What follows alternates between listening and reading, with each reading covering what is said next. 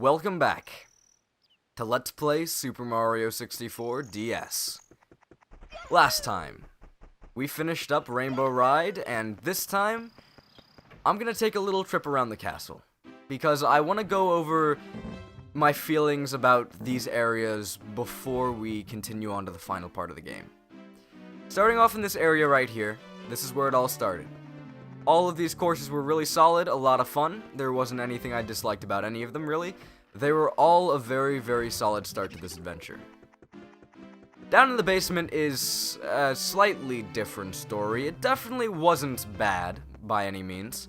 But there were just a few courses here and there that I didn't love all that much. There's Lethal Lava Land, I really enjoyed that. There were just a few other courses that kind of made me a little bit mad, but they weren't bad by any means. It was a little bit of a low point in the series for me, but it still wasn't bad. Up on the top floor, it was a little bit of a mixed bag.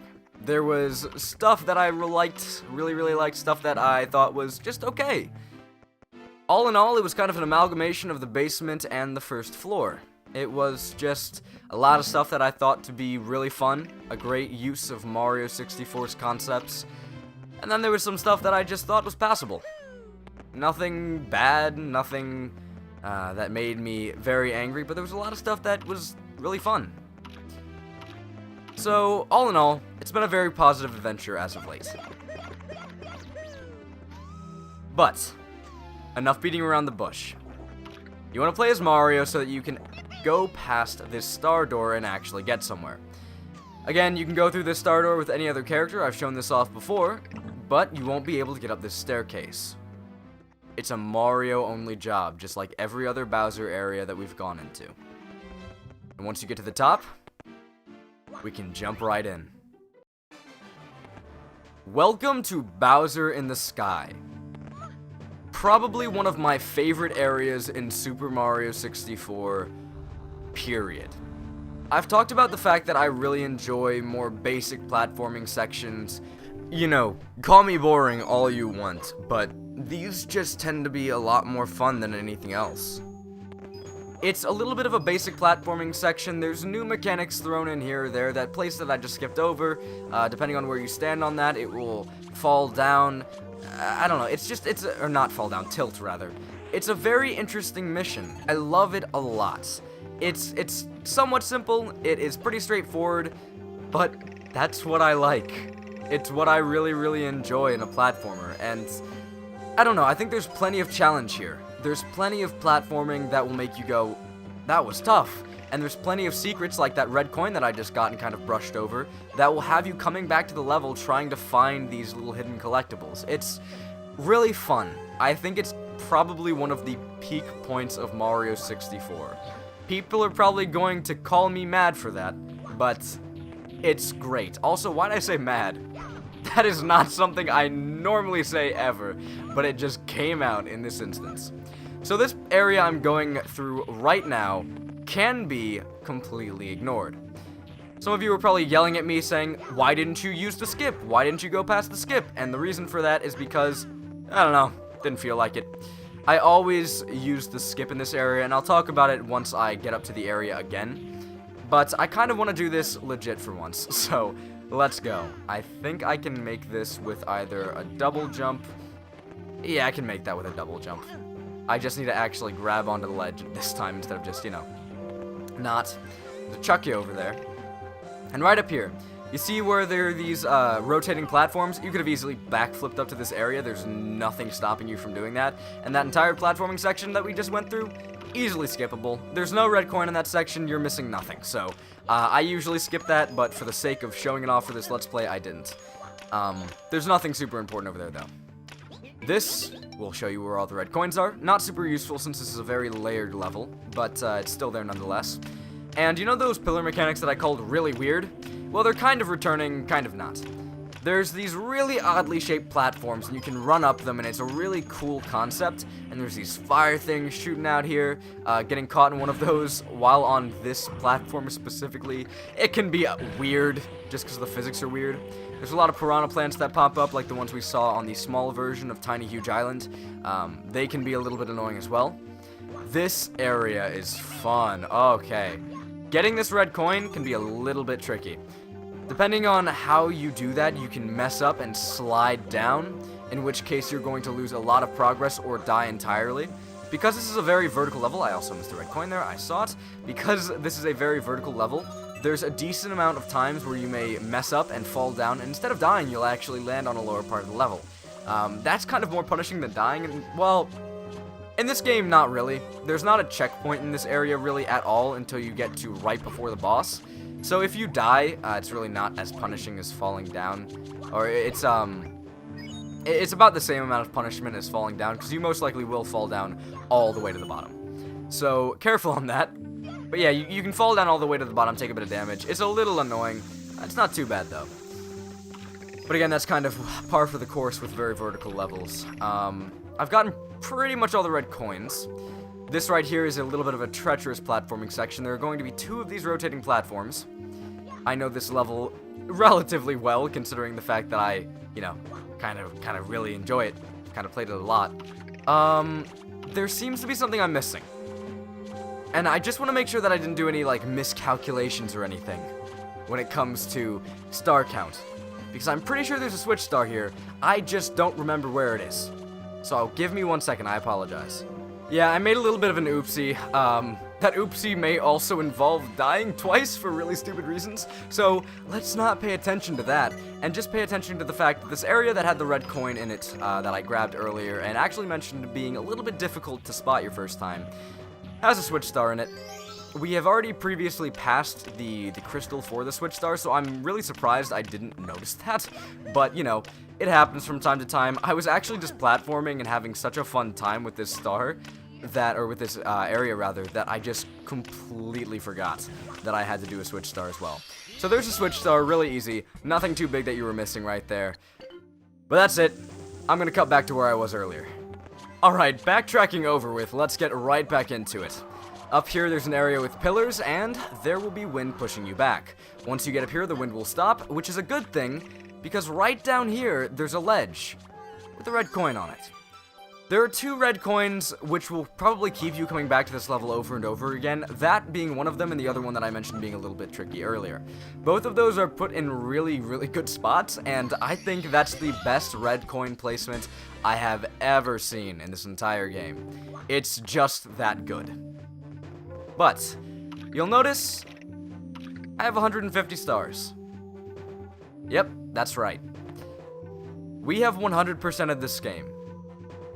But there's still one last thing for us to attend to. Let's go.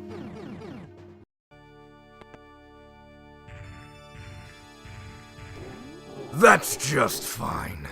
I've been looking for something to fry with my fire breath. Your star power is useless against me. Your friends are all trapped in the walls. And you'll never see the princess again.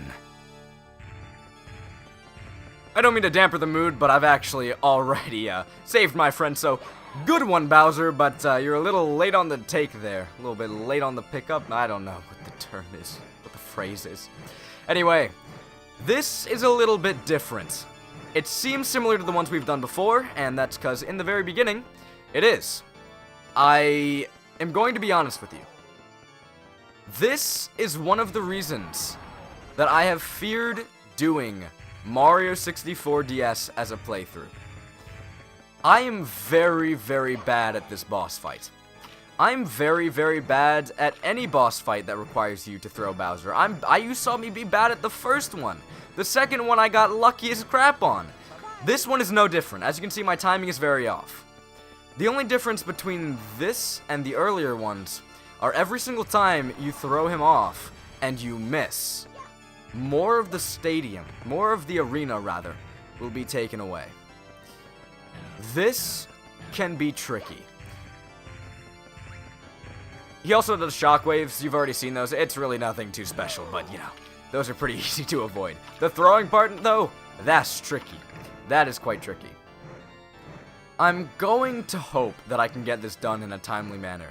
But an actual, not nightmare, but fear I had was doing this over and over again. Missing the throw and this fight taking forever. And it seems like that might be the case here.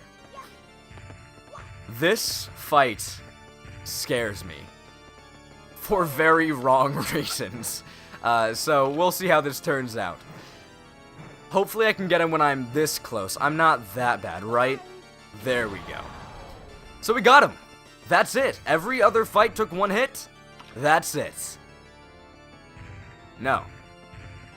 In true Mario boss fashion, this takes 3 hits. And every single hit will get progressively harder. And you'll see why that is later. For now, the second hit's pretty much the same. Not too much going on there. I threw him in the wrong way, but hey. If that other ball was still there, he would have got hit by that at least. So he's going to come back up, do the shockwave. He didn't land on an area that he could knock down. He can't destroy the entire arena. That is not physically possible. You still, like, even if you mess up a bunch of times, it's not like there's a pseudo time limit that you have to worry about.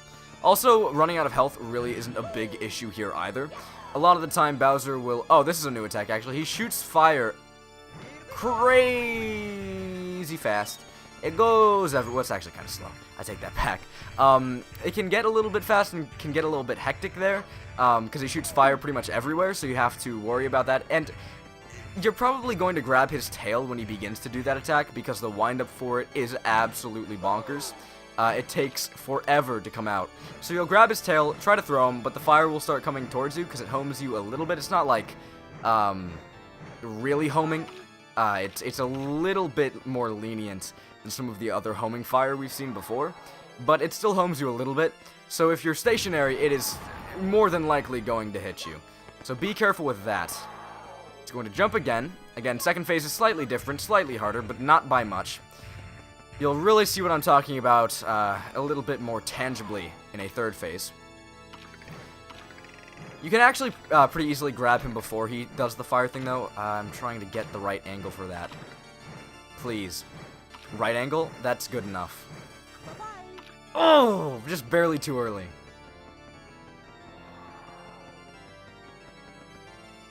More of it is gone. I'm very reluctant to cut out certain bits of this fight, because I feel like that's going to add, or take away from some of the tension, rather. And, you know, I feel like this is a pretty tense fight, not only because it is, well, the final fight, but also because I suck. I'm just really bad at this fight. Oh, hey, second hit down. Moving on to the third phase, and what makes this so special. Bowser will throw a tantrum. He will freak out, and all those other bits that he had not previously knocked down will fall away. If you check the bottom screen, there is a star shape.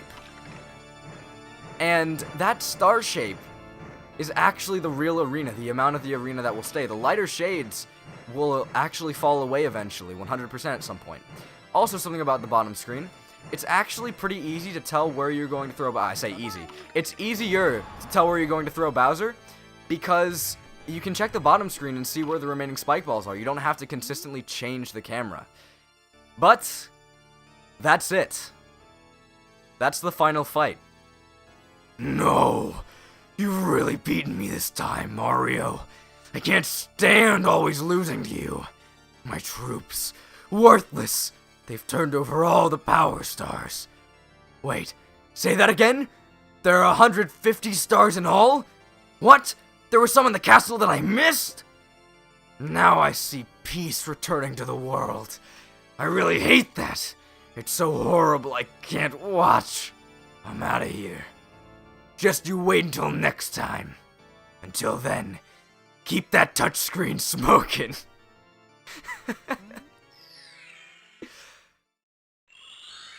That's right. Bowser sends us off with kindness? I think is what that was. We will keep those touchscreens smoking next time.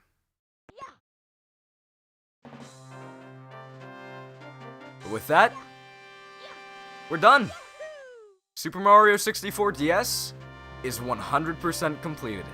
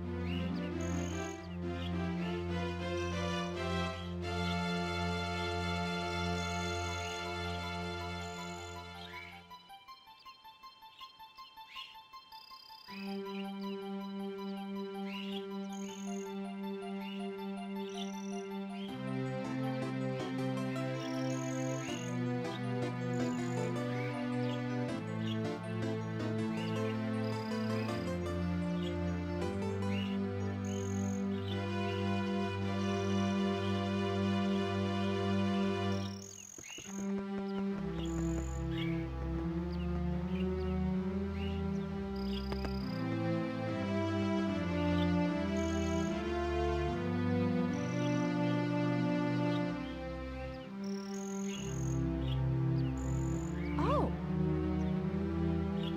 Yoshi! The power of the stars is restored to the castle.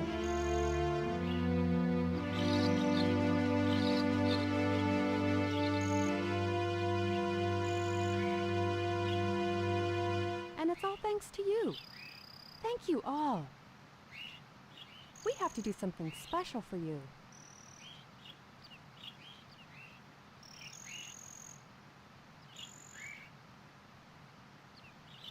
Here we go! Listen. Let's bake a delicious cake.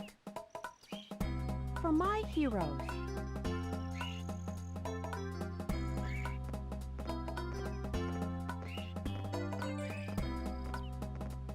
Yoshi!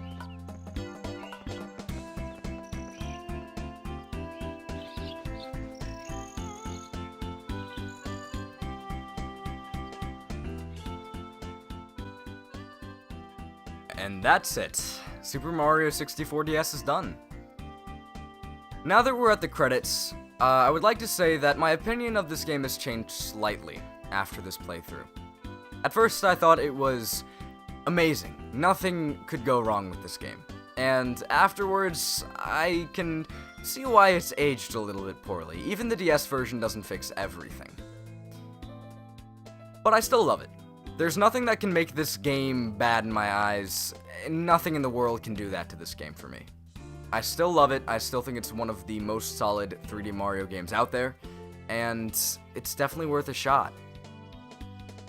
I wouldn't say this gameplay throughout this playthrough was my A game. I'm definitely a bit more at home with a circle pad on the 3DS.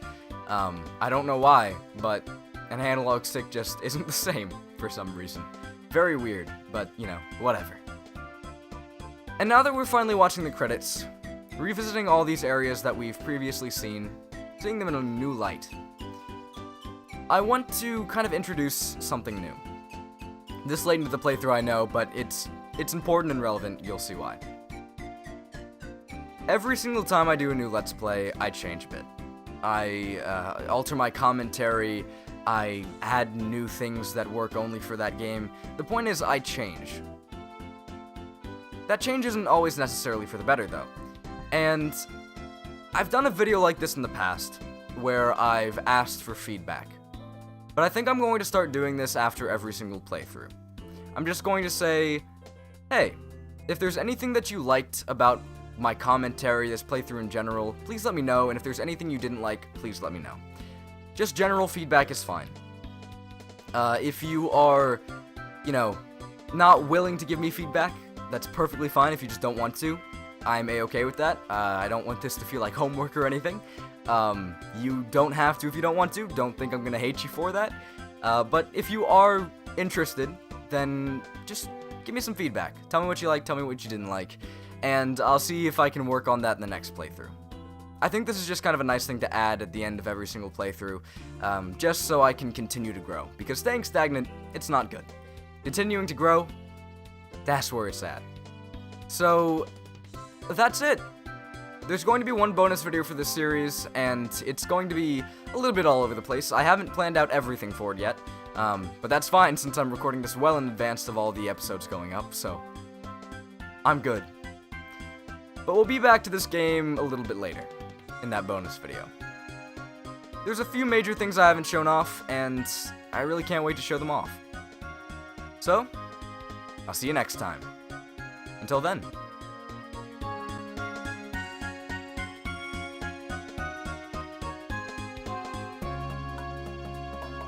Thank you so much for playing my game.